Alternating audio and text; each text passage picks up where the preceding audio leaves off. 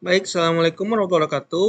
Bertemu lagi dengan saya di mata kuliah pemrograman berorientasi objek.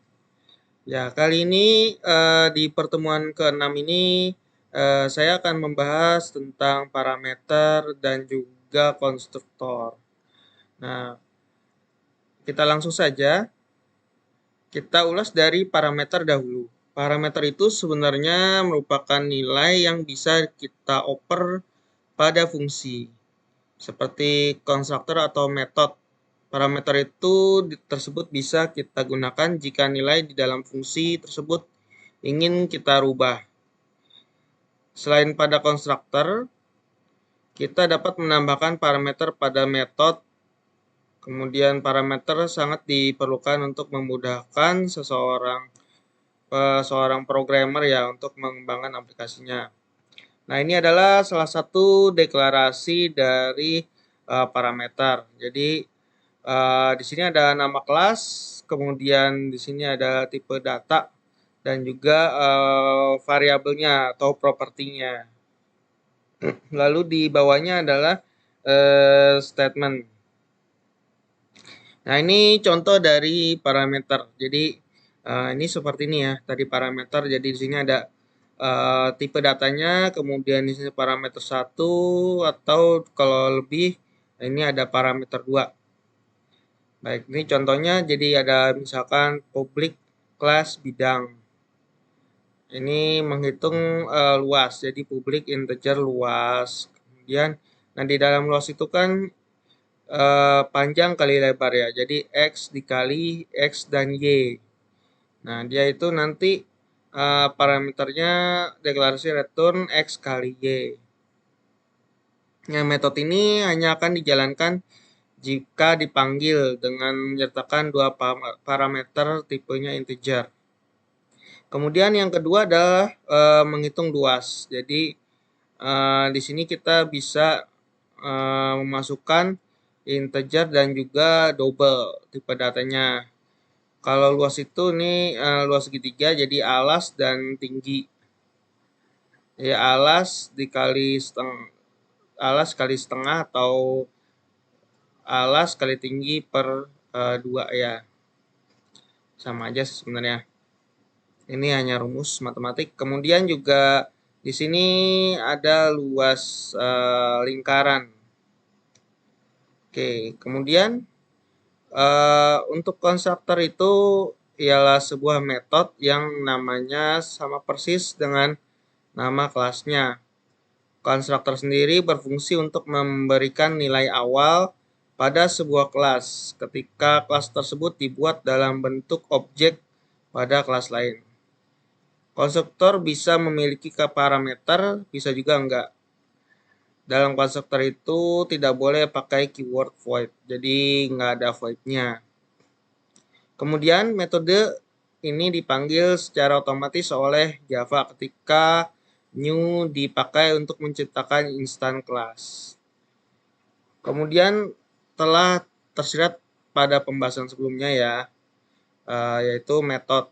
Yaitu konstruktor sangatlah penting pada pembentukan sebuah objek.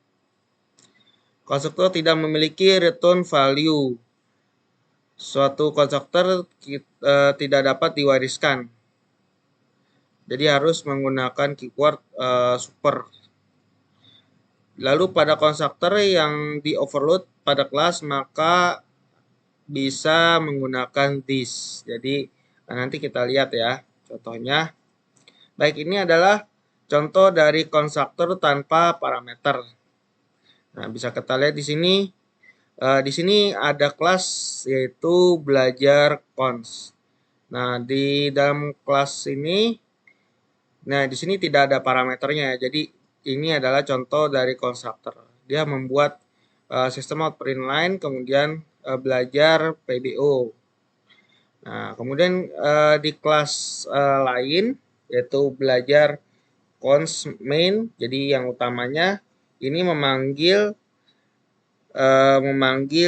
konstruktor dari kelas belajar konstruktor, yaitu dengan menaruh new belajar cons. Nah, itu jadi itu memanggil kelas. Nah, ini hanya seperti ini, nanti hasilnya adalah seperti ini. Jadi nanti akan ditampilkan belajar PBO. Yuk. Oke, ini adalah konstruktor tanpa parameter. Kalau dengan parameter itu tinggal ditambahkan. Jadi misalkan di sini ada parameternya nanti nama, kemudian umur. Nah, ini variabel ditentukan dulu, string nama, kemudian integer umur. Kalau umur kan nggak bisa pakai double. Kemudian di sini juga kita menggunakan void ya, karena di sini nanti untuk menampilkan variabel si nama atau parameter si nama dan juga umur. Kemudian kita taruh di kelas lain, yaitu kelas main-nya. Nah, ini belajar cons main.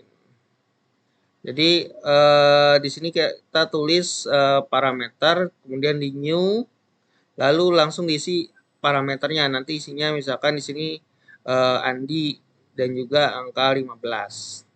Nah, ketika kita jalankan yang mainnya itu nanti akan tampil seperti ini, nama Andi dan juga umurnya 15 tahun. Seperti itu. Jadi ibaratnya ini adalah belakangnya biasanya yang mengurus semua deklarasi statement, kemudian ini hanya pemanggilannya saja. Tuh. Dia memanggil ke kelas belajar parameter. Nah, ini juga contoh program konstruktor dan parameter. Jadi di sini ada memasukkan nih npm, nama, kemudian tugas, UTS, UAS. Nah, nanti dihitung ya. Return.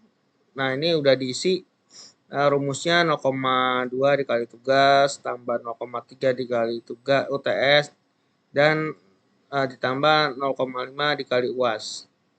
Nah, ini nanti akan dimasukkan ke sini, ke tampil. Nah, oleh karena itu nanti pada saat dipanggil di kelas main-nya itu di sini ada kelas nilai. Jadi tadi mahasiswa, new mahasiswa, nah ini udah dimasukkan nilainya ya. Misalkan tadi NPM-nya 001 dan juga namanya Salman. Lalu mahasiswa 2 ini ada dua variabel karena ada dua ya tadi ya. Ini mahasiswa dan mahasiswa MHS. Nah, di sini MHS-nya itu 80,90,90. Nah, ini nanti walaupun variabelnya sama, tapi dia akan berbeda karena dia akan mencocokkan bahwa oh ini adalah parameter integer. Kalau ini kan parameternya string, jadi dia berbeda walaupun dia konstruktornya sama, MHS juga. Seperti itu. Kemudian ketika ditampilkan nanti menampilkan nilai tugas, UTS, UAS, dan juga total ya, nilai akhirnya. Seperti itu.